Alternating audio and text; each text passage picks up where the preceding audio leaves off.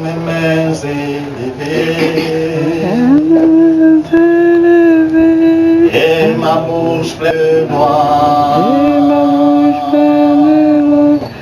avec un cœur reconnaissant, je te bénis Seigneur, mains élevées, avec mes mains élevées, ma bouche pleine de gloire, et ma bouche pleine de gloire, avec un cœur reconnaissant, oh Dieu, je te bénis Seigneur. Le temps va nous permettre tout à l'heure de pouvoir faire un petit résumé par rapport à ce ministère et par rapport à ces lieux qui nous abritent. Alléluia. Amen. Ce culte est le premier du genre, c'est-à-dire pas le premier de ce ministère, mais le premier dans une salle comme celle-ci, où nous pouvons accueillir plus de 10 personnes. Nous avons commencé il y a quelque temps et nous nous réunissions dans un cadre cellulaire. Et nous connaissons que tout organisme commence toujours par une cellule. Et elle continue, elle commence à se multiplier par 2, par 4, par jusqu'à devenir finalement ce que cet organisme est en miniature. Cellule. Alléluia. Amen. Je ne vais pas continuer sans reconnaître la présence des hommes de Dieu qui sont au milieu de nous, qui ont accepté notre invitation. Alléluia. Ici, à l'extrême gauche de la rangée se trouve l'apôtre même Théodore. Est-ce que papa peut se lever? Je l'appelle papa parce que je viens dans la foi pendant que lui il est au service. C'est-à-dire il a vu mes premiers pas dans le Seigneur, il était déjà au service. Ce n'était pas juste peut-être un converti de 2 ans ou de 3 ans. Il était déjà au service du Seigneur. Alléluia. Et gloire soit rendue à Dieu de ce que, en ce matin, il nous a honoré par sa présence. Alléluia. Amen. Et ici, c'est maman apôtre. Amen. Nous avons également ici un grand frère dans la marche. Alléluia. Amen. Le pasteur Henri. Et merci également pour vous tous qui avez honoré à ce rendez-vous. Nous bénissons le Seigneur pour cela. Et nous savons, parce que Dieu est fidèle, alléluia, parole, que ce petit début qui semble insignifiant, qui semble même sans forme, va montrer sa forme pendant que nous avançons. Amen. Et plusieurs qui attendent sa forme vont voir réellement sa forme. Très bien. Amen. Amen. Amen. Nous aimerons également saluer les très chers téléspectateurs qui vont suivre ce message vidéo de suite. Bien aimés, comme à l'habitude, j'ai eu à vous dire, le temps que vous disposez à Dieu est un gain. Amen. Alléluia. Amen. Parce que vous lui disposez quelques minutes, mais il magnifie votre éternité avec lui. Amen. Donc le temps que vous disposez à suivre ce message est un gain indescriptible. Alléluia. Amen. Nous bénissons le Seigneur pour cela. Et nous voulons en ces quelques minutes partager dans sa parole. Parce que c'est le but pour lequel il nous réunit. Alléluia. Dieu, avant de déverser toute bénédiction, que ce soit, il déverse d'abord sa parole. Parce que sa parole, c'est la source de toute bénédiction. Amen. Ce qui veut dire qu'une bénédiction sans la parole de Dieu ne pourra pas tenir l'épreuve du temps. Cela, alléluia. Amen. Nous allons lire dans l'évangile selon Matthieu, au chapitre 13. Nous lirons du verset 31 au verset 32. Matthieu 13, verset 31 à 32.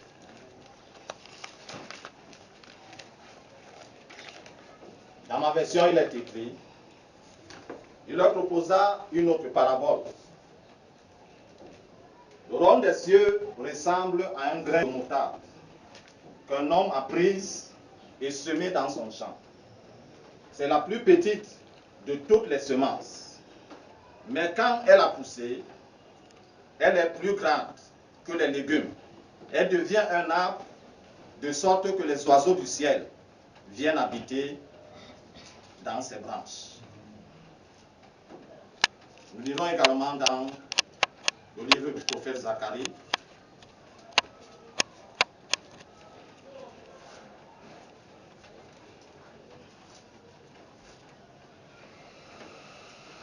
au chapitre 4,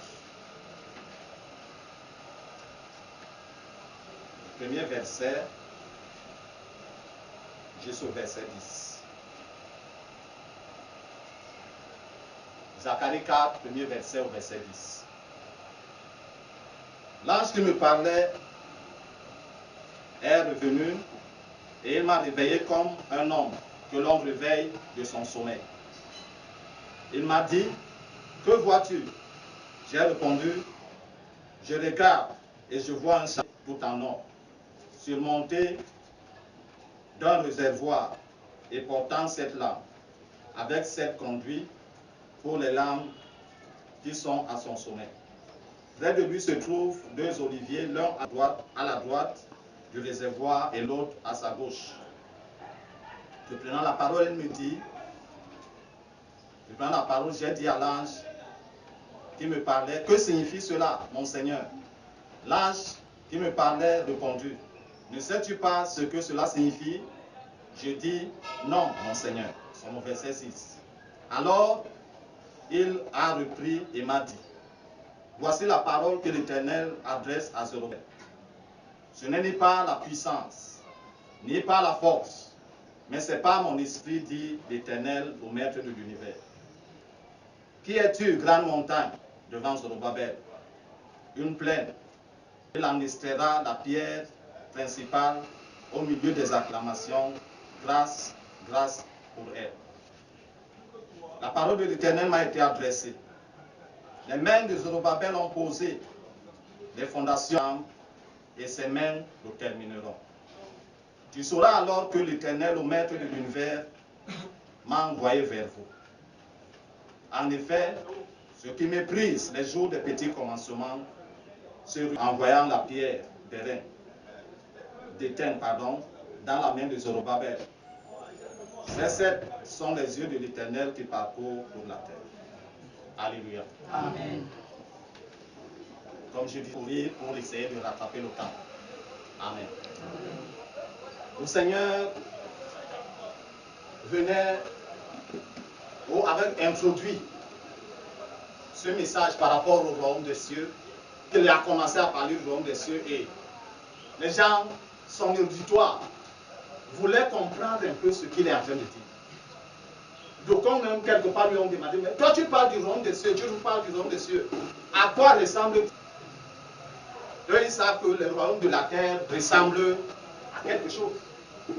Ils étaient sous un empire, l'empire romain, qui dominait jusqu'à l'extrême-orient.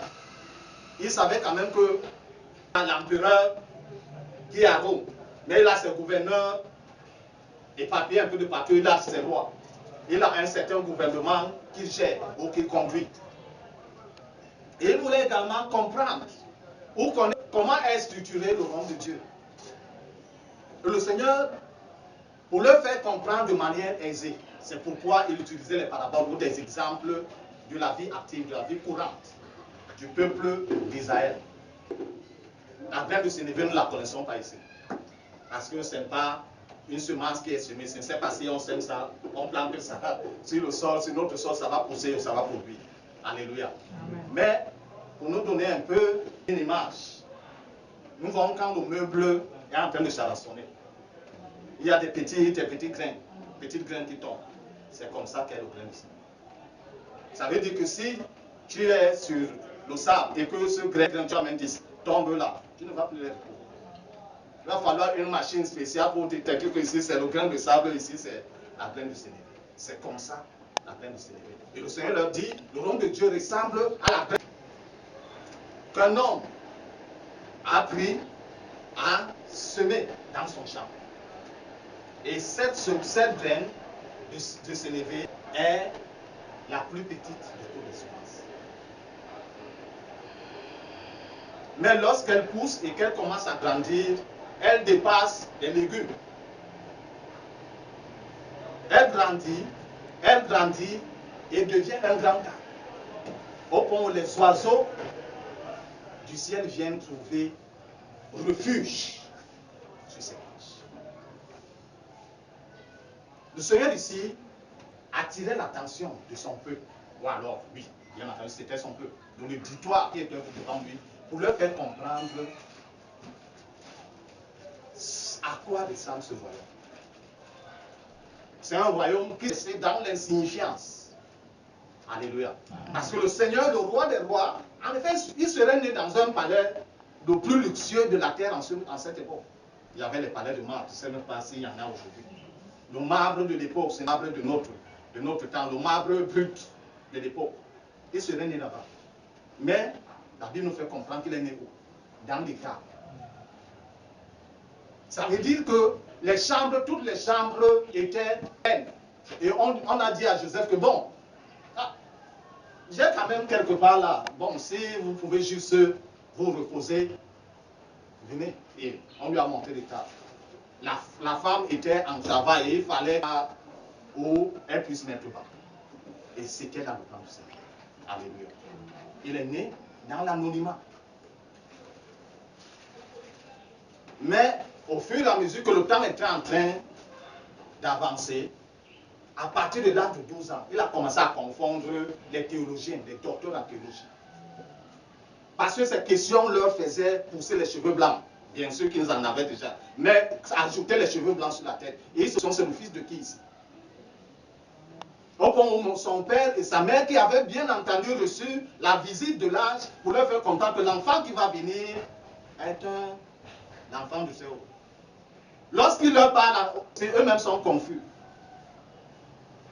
Parce que sa mère et son père, tel que c'était parti à Jérusalem pour la fête et qu'ils rentraient, l'adolescent veut les rester au temple. Ils ont fait un 3 jours, ils se sont rendus compte que nous ne sommes plus allés avec l'enfant, l'enfant n'est plus avec nous. Ils sont rentrés, c'est le rapport que Luc, l'évangile de Luc nous donne. Ils sont rentrés à Jérusalem et ils l'ont trouvé au milieu des vieillards.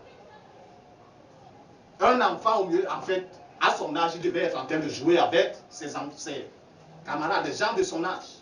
Mais on le trouve au milieu des vieillards, non pas en train de boire le vin ou de festoyer, mais en train d'exprimer l'intelligence supérieure. Pas l'intelligence qu'eux, ils ont apprise sur les livres, mais l'intelligence supérieure. Parce qu'il leur posait des questions qu'un enfant de son âge ne doit pas poser.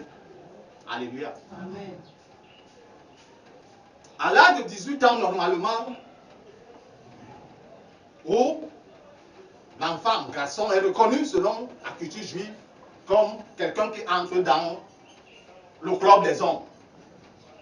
Dieu n'a pas donné ce privilège. Donc, le temps s'est avancé, Dieu a dit, il n'y a même pas de problème. Le cursus s'est avancé, s'est avancé, s'est avancé. À l'âge de 30 ans, où maintenant, on reconnaît ce garçon, cette fille, comme un homme ou une femme. Parce que selon la culture juive, si un garçon n'a pas atteint l'âge de 30 ans, le père ne peut pas l'appeler fils. Alléluia. Et en plus, il l'appelle fils parce que quoi? Il le voit capable de gérer le patrimoine familial comme lui. Alléluia. C'est pourquoi dans la Bible, dans Luc, au chapitre 15, je crois, l'histoire du fils. Pourquoi on a ajouté produit? Pourquoi on n'a pas mis seulement fils? Parce que c'était un fils, c'est vrai, il avait l'âge de la maturité, mais il était irresponsable. De 30 ans, le Père, le Créateur, a manifesté son fils. Pour dire au peuple juif que même si à 18 ans vous n'avez pas voulu le reconnaître, maintenant le voici. Alléluia. Et lorsqu'il a manifesté ce qui avait été dit par la bouche de la prophétesse Anne, a commencé à se manifester. Cet enfant est pour l'élévation d'un certain nombre et le rang d'autres. C'est ainsi. Cette parole commence à se manifester. Ceux qui étaient de l'élite, qui avaient la Torah jusque remplie de plans de pied jusqu'au-dessus des cheveux, ont commencé à être. C'est eux qui étaient confus. Les petits enfants, les illettrés de la Torah, comprenaient même ce qu'ils disaient. Eux qui avaient tout appris étaient confus. Parmi eux, Nicodème. Alléluia. Pour dire quoi? Avec Dieu, il ne faut pas mépriser les petits commencements. C'est le thème qui va nous guider pendant ce cours. Et tel que nous avons vu tout à l'heure, la graine de sénévé est insignifiante parmi les graines. Mais quand elle commence à se manifester, en poussant, en grandissant, elle commence à être aperçue, à être vue. Non seulement à être vue comme les autres, mais par la suite à être vue au-dessus de tous les autres. Jusqu'à ce que d'autres commencent à trouver quoi? Refuge sur ses branches. Et c'est ce que Dieu fait. Même par la création, est-ce que Dieu n'était pas encore tout puissant pour commencer la création, faire un jour laisser, 2 jours, deuxième jour laisser, troisième jour laisser? Est-ce qu'il s'exerçait pour devenir tout puissant au 7e jour ou au 6e jour? Alléluia. Il était déjà tout puissant. Mais il fait ces choses étape par étape. Parce qu'il n'est pas pressé. Il est le maître du temps. Il gère le temps. Le temps ne le gère pas. Nos 24 heures, il nous gère seulement nous-mêmes. Même nos 12 mois nous gèrent seulement nous seuls. Mais lui, il gère le temps. Et c'est pourquoi il fait les choses étape par étape. Et quand il commence ces choses, il les commence toujours de manière insignifiante. C'est-à-dire, celui qui regarde avec les yeux physiques, avec les yeux de l'homme, va cracher dessus. Mais c'est après qu'il va se rendre compte, oui, quelle est l'erreur que j'ai faite, pourquoi j'avais fait cela. Et c'est ce que Dieu veut même faire dans la vie de chacun d'entre nous, attache à lui. Alléluia. La nouvelle naissance, qui la voit? Hein? Yes. Tu vas aller dans un laboratoire pour confirmer que tu es né de nouveau. Quel scientifique va dire que ici maintenant c'est la nouvelle naissance qui est en train d'opérer dans ton corps? Alléluia. Mais tout de même, cette nouvelle naissance est quoi? À l'œuvre. Elle commence comme une cellule. La semence de la parole de Dieu, fécondée par l'Esprit de Dieu, produit la nouvelle naissance en toi et elle commence à se développer. Aussi longtemps que tu lui laisses l'espace de se développer, elle se développe. Tout comme la cellule humaine. Par 2, par 4, par 6, par 8, par. Et tôt ou tard, si tu la laisses se développer, parce que tu peux la tuer toi seul. Dieu ne peut rien, le diable ne peut non plus. La seule personne qui peut tuer cette cellule de la nouvelle naissance en toi, c'est toi seul. De dire à Jésus, Seigneur, merci. Tu es mort sur la croix pour moi, c'est bien. Mais là, maintenant, je veux reprendre ma vie. Amen. Alléluia. Amen. Mais si tu continues dans la soumission et l'obéissance à la parole de Dieu, elle va continuer à se développer, continuer à croître. Et chemin faisant, les gens vont commencer à voir qui? Apparaître. Le Seigneur. L'image du Seigneur va commencer à apparaître. Tu ne vas pas changer. Tu ne vas pas face, ni de corpulence, ni de morphologie. Mais au travers de ta conduite, de ton comportement, les gens vont commencer à voir Christ. Et c'est ce que les gens ont vu selon le rapport de Luc dans Actes des Apôtres au chapitre 3 vers le verset 30, ils ont vu les disciples qui se conduisaient, qui vivaient comme Jésus-Christ. C'est pourquoi ils les ont appelés chrétiens. En effet, c'était une insulte, une moquerie. Mais de nos jours, n'importe qui, non, je ne suis pas animiste, je ne suis pas bouddhiste, je suis musulman, je ne suis pas ceci, il prend le nom de chrétien. Vis-tu comme Christ? La semence de la nouvelle naissance est-elle en toi? La cellule de la nouvelle naissance est-elle en train de se développer en toi? La question qu'on doit répondre. D'abord, avant de porter ce nom de Christ. Et c'est ainsi que, chemin faisant, comme la graine de sénévé, tu vas commencer à manifester l'identité que tu as acceptée comme Seigneur le Sauveur. Parce qu'il y a eu échange entre toi et lui. Alors toi, lui, il est mort, il a donné sa vie. Maintenant, quand tu l'acceptes, tu lui donnes ta vie pour prendre la sienne. Et si cet accord est parfait et consolidé, tu peux alors voir ce développement. Les gens vont commencer à voir Christ. Et au fur et à mesure que tu te consacres à lui, au fur et à mesure que tu avances, la Bible dit que quoi? L'ombre des apôtres, les gens qui ne sont pas partis à l'école. Alléluia. Amen. Parce que le métier de pécheur, dans cette culture juive que nous suivons, c'était pour les gens dont le cerveau ne répondait pas. On l'envoyait à la pêche, ou on l'envoyait faire l'agriculture, ou alors la menuiserie. On essayait un calcul pour frapper le marteau sur le bois et que le marteau, pardon, sur le clou, que le clou perce le bois. Il y a un calcul dans ça. Alléluia. Nous sommes ensemble. Est-ce qu'il y a un calcul dans ça? Non. Tu lèves le marteau, non. Tu attrapes la pointe, non. Tu frappes, non. C'est vrai que comme la main, ce n'est pas la machine, tu peux connaître. Mais aussi longtemps que c'est sur la pointe va percer le bois et le bois va attraper l'autre, la pointe va attraper l'autre bois.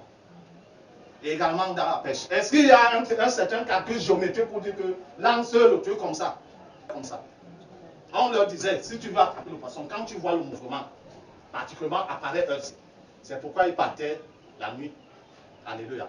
Ils savent que la nuit, le poisson sort pour chercher la nourriture. Et la visibilité aussi est sombre. À un certain niveau, tu lances seulement le filet. Après quelque temps, tu commences à faire quoi? Tu commences à tirer. Ça va attraper seulement le poisson. Les gens qui n'étaient pas à l'école. Et ceux-mêmes qui étaient à l'école en ce temps-là, les reconnaissaient comme les gens qui n'ont pas été à l'école. Mais les gens qui ont fait quoi? Ont marché avec Jésus. Alléluia. Les gens qui ont marché avec Jésus. Et parce qu'ils avaient accepté que cette cellule, la semence de la nouvelle naissance, prenne place en eux, commence à croître en eux, la cellule de la nouvelle naissance commence à se multiplier en eux, et jusqu'à devenir l'image de Christ. On dit que l'apôtre Pierre, quand il passait, les gens faisaient poser les malades au bord de la route, au point où son nom. Ce n'était pas le pan du vêtement. Le Seigneur Jésus, la femme à la paix de sang avait touché le pan. Mais ici, c'était l'or. Les gens vont dire que c'est la magie. C'est la magie. Alléluia. Et les gens qui étaient insignifiants, ils n'avaient pas d'identité dans la société. Mais à cause de Jésus, leur identité est connue jusqu'à nos jours. Si on ne parle pas dans les encyclopédies, on ne pourra pas connaître qui était le souverain sacrificateur de cette époque. On ne pouvait pas connaître, bon, c'est vrai, Luc a fait le rapport, on a connu au monde Gamaliel. On n'aurait pas connu que c'était le mentor de l'apôtre Paul, quand il s'appelait Saul. Alléluia. Mais l'apôtre Paul, on le connaît jusqu'à présent. L'apôtre Pierre et les autres qui n'étaient pas à l'école, on les connaît jusqu'à présent. Lorsque tu as Dieu et à son royaume,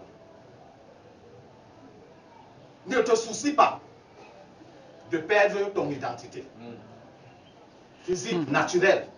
Oh, tu es fils de qui, fils de qui, fille de qui ou de quoi, ou de quel quoi, ou de quel quoi. Peu importe à Dieu. Dieu, lui, il veut te donner une nouvelle identité qui va traverser l'épreuve du temps. Parce que toutes les autres identités finissent avec la mort. Écrit sur la plaque tombale que ici repose sa majesté, il fait quoi? Est-ce que cette majesté-là a traversé l'éternité?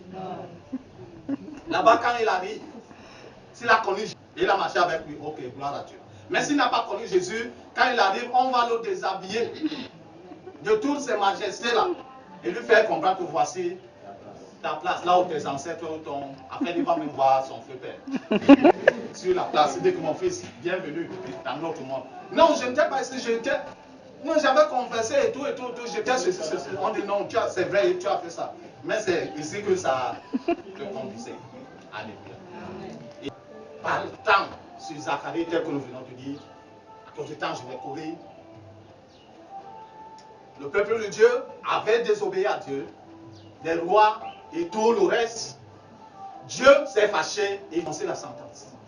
70 ans d'exil hors du pays, hors de la terre. La terre va faire quoi? Va récupérer de toutes les injustices et de tous les crimes, tout le sang innocent qu'il a absorbé. Il va au moins nous récupérer pendant les 70 ans. Et cela s'est passé ici. Les 70 ans même s'étaient écoulés. N'eût été le serviteur de Dieu Daniel qui a aperçu, disant que hey, le Seigneur Tout-Puissant avait dit par la bouche de Jérémie, son serviteur, que nous devions faire seulement 70 ans ici.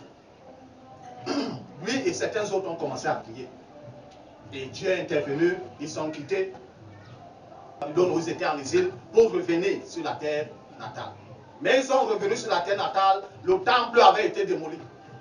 Alléluia. Amen. Le temple et tout ce qui concernait le service à Dieu, les yeux s'est amené. Mais le temple avait été démoli. On pouvait quand même voir ses fondations. Et même lorsque Dieu intervient, il revient dans le pays avec les ustensiles. Il devait faire le culte en plein air. Et Dieu les a poussés à recommencer tout au monde l'autel.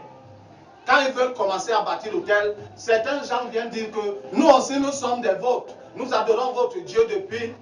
Ils leur ont fait comprendre que notre Dieu, ce n'est pas à nous et notre peuple. Il nous a dit nous seuls. C'est ce que le roi a écrit.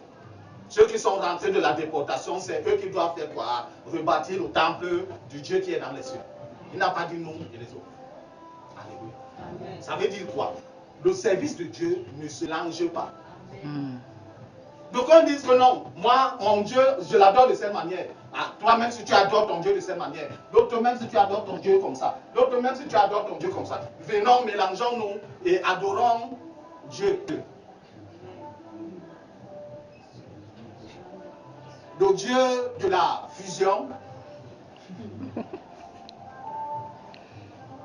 Mais ici, la Bible nous parle du Dieu tout-puissant, créateur du ciel, de la terre, tout ce que. Le monde visible que nos yeux physiques voient, le monde invisible lui appartient. Il gère tout ça.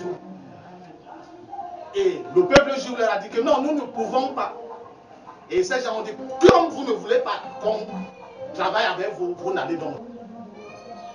Après plusieurs intimidations et plusieurs menaces, Dieu, le travail s'était même interrompu. Quand ils ont commencé à bâtir, Dieu intervient encore pour leur dire que recommencez. L'apôtre Agé et le prophète Zacharie se sont levés pour parler à Zorobabel, pour parler à ceux qui étaient là. Reprenez. Et quand ils ont repris, ces adversaires se sont encore levés pour envoyer des pour dire que non, le peuple, il est trop rebelle, il a fait ceci, il a fait ceci, il a fait ceci. Donc si vous leur laissez rebâtir le temple là, ils ne vont plus payer la taxe. Mais le peuple a continué. Et le roi Dieu l'a poussé là à envoyer une flèche dans les assiettes. Et il a retrouvé qu'en effet, ce qu'on dit du peuple est vrai. Ils avaient des rois qui étaient très redoutables. Mais par rapport à la reconstruction du temple, il y a un roi écrit, le président de l'autre. Et eux, selon leur culture, quand un décret est sorti, le décret là ne peut pas être annulé. Il faut seulement que ce décret s'accomplisse. Et ils ont dit, il a envoyé encore une lettre. Allez, laissez-les faire. Et tout ce qu'ils ont besoin, qu'il n'y ait même pas une petite négligence dans tout le matériau dont ils ont besoin pour reconstruire cela. C'est ainsi que le peuple est encouragé à reconstruire.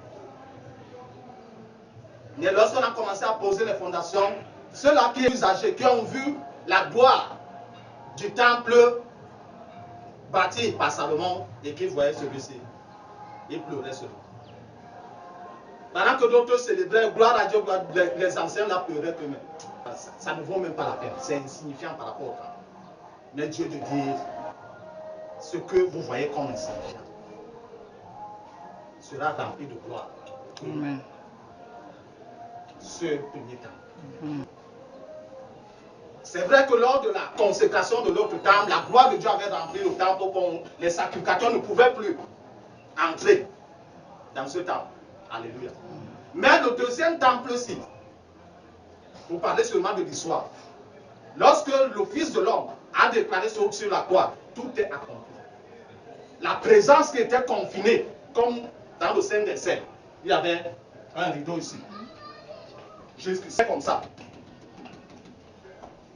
Nous là, le clergé, nous sommes dans le Saint.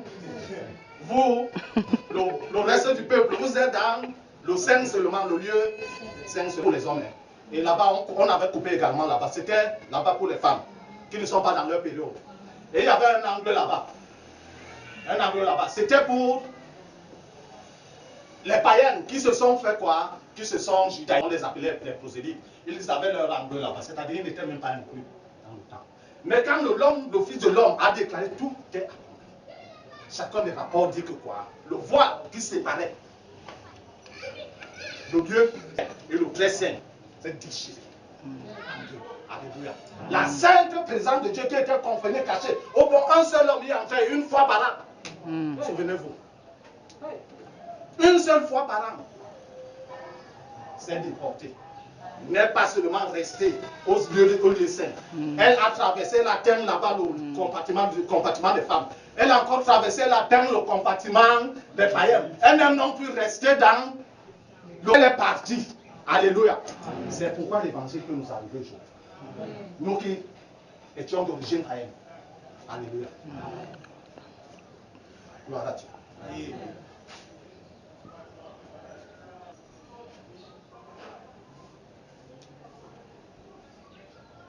Juste pour dire quoi?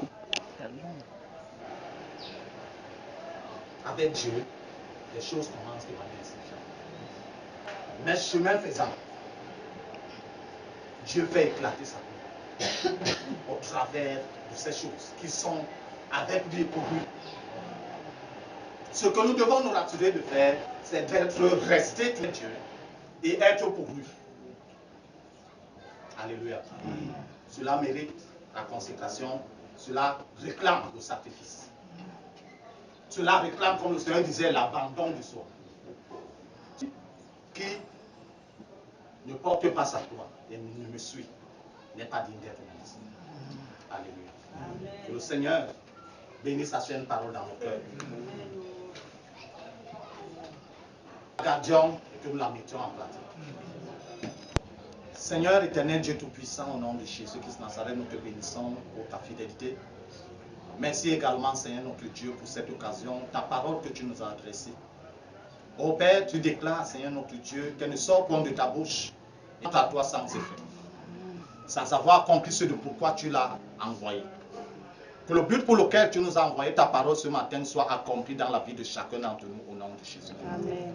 Père éternel, notre Dieu, comme ta parole est esprit et vie, que la vie de ton esprit nous soit communiquée au travers de cette parole, ô Père, que nous avons reçue en ce matin au nom de Jésus. Amen. Pour servir à ta gloire et à ta renommée, ô Père éternel. Je vais également élever ma voix, Seigneur, par rapport, Seigneur notre Dieu, et moi, cette bien-aimée, qui suivra ce message vidéo, ô Dieu. Que pendant ces quelques minutes qu'il ou elle va disposer, que ton secours lui parvienne au nom de Jésus-Christ. Seigneur, tu connais la vie de quiconque. Pendant que, Seigneur notre Dieu, ce bien-aimé ou cette bien-aimée, suivra ce message, que ta main toute-puissante touche tous les aspects de sa vie, ô Dieu. Quelle que soit la main qui s'était tendue pour trafiquer, Seigneur notre Dieu, quelque chose, un aspect de sa vie ou de sa destinée.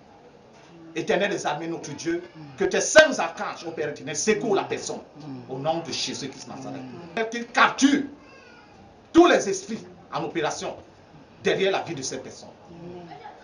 Que ce soit, Seigneur, les esprits démoniaques, que ce soit les esprits humains, que ce soit même, Seigneur, notre Dieu, notre roi, les esprits des défunts, qu'ils soient tous capturés comme un seul homme, qu'ils soient renversés au nom de Jésus-Christ Nazareth. Et que la destinée de cette personne qui était entre leurs mains leur soit arrachée et restituée à la personne au nom de Jésus-Christ Nazareth.